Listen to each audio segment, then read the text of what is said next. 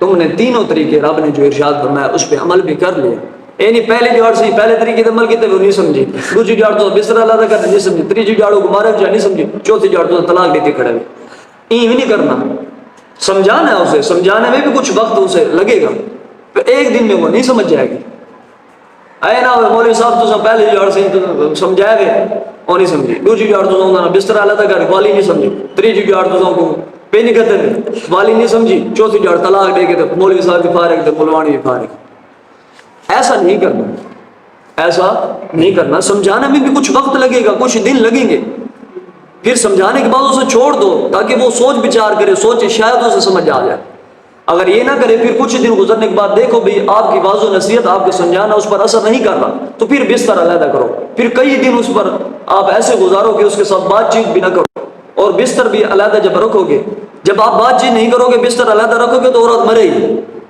عورت جب مرد اپنی عورت کو اگنور کرنے لگتا ہے نا تو اس پہ ایسا سمجھو قیامت آ جائے, قیامت آ جاتی ہے. جب مرد اگنور کرتا ہے, اس کی سنتا ہی نہیں ہے, اس سے بات بھی نہیں کرتا, تو اس پہ قیامت آ جاتی ہے. جو حیا والی ہو, جو حیا والی ہو اس پہ قیامت آ جاتی ہے. تو اس لیے دوسرے نمبر پہ کیا کرنا ہے, اسے بستر علیحدہ کر دینا. پھر بھی بستر علیحدہ کرنے کے بعد بات چیت ختم کرنے والا یہ سسٹم کر کے کچھ دن گزار لیں, پھر اس کے بعد اگر وہ سمجھ جائیں گی تو سبحان اللہ, اس سے تو بڑی کوئی بات ہی نہیں ہے. نہ سمجھے تو پھر الحمدللہ, پھر آ جاؤ, پھر مار دے.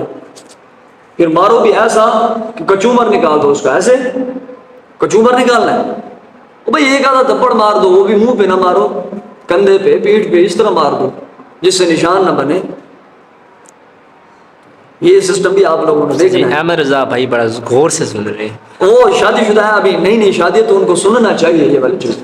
وَضْرِبُوهُنَّ, رب فرما رہا ہے کہ پھر ان کو مارو بھی, لیکن مار بھی ایسی دینی ہے کہ جو شدت والی نہ ہو, بلکہ تھوڑا سا مارنا ہے, بالکل تھوڑا سا, اور منہ پہ بھی نہیں مارنے کی, جی ڈرانے کی غرض سے. فَإِنْ أَطَاعْنَكُمْ, بس اگر اطاعت کرے وہ تمہاری, یہ تین کام کرنے کے بعد, یا تین میں سے ایک کام, تین میں سے ایک یا تینوں کام کرنے کے بعد وہ تمہاری اطاعت کریں, فَلَا تَبْغُوا عَلَيْهِنَّ سَبِيلًا, پھر نہ تلاش کرو تم عورتوں پر کوئی راستہ, بل بہانے نہ بڑھا ہوا دے. اترے کام کرن تو بعد وہ پر اطاعت بھی کرن پہ گئے, ول تو سب بہانے بڑھاون پہ گئے, وچ دل وچ عداوت رکھی تھی, دشمنی رکھی تھی, اے نہ رکھو.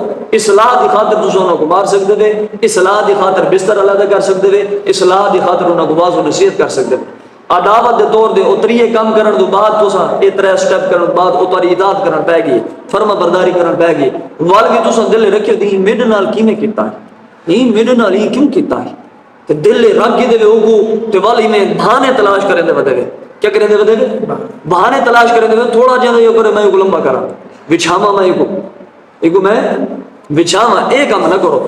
فرما رہا ہے کہ فَإِنْ أَطَاعْنَكُمْ, بس اگر وہ تمہاری اطاعت کریں تینوں کام کرنے کے بعد, یا تینوں میں سے ایک کام کرنے کے بعد, فَلَا تَبْغُوا عَلَيْهِنَّ سَبِيلًا, ان پر کوئی بہانے تلاش نہ کرو, ان پر بہانے تلاش نہ کرو. بھئی ہن تھوڑا جا کوئی تھوڑی جی گال کرے, یہ میری نافرمانی کتنی کی گئی, ہاں تو وزیر اعظم ہمیں تیری نافرمانی کی طرف سے, اور تھوڑا جا جھلی کے اصلاح کی غرض سے تم نے یہ کام کرنے ہیں. جب وہ اصلاح پر آ جائیں اور وہ سیدھی ہو جائیں, تمہاری اطاعت کریں, تو تم نے ان پر کوئی بھی بہانہ تلاش نہیں کرنا.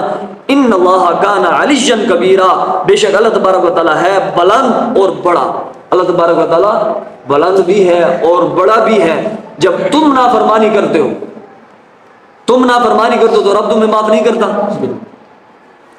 اور رب تم پر قادر ہے کہ نہیں ہے, تم پر قابو پانے والا ہے کہ نہیں ہے. اور مردو اور شوہرو, تم پر بھی تو قابو پانے والا رب ہے, تم بھی تو رب کی نافرمانی کرتے ہو, تو رب تمہیں معاف نہیں کر دیتا.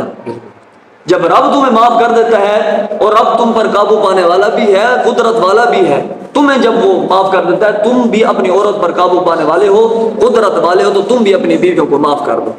ان اللہ کان علیٰ کبیرا, یہی رب نے ارشاد فرمایا ہے.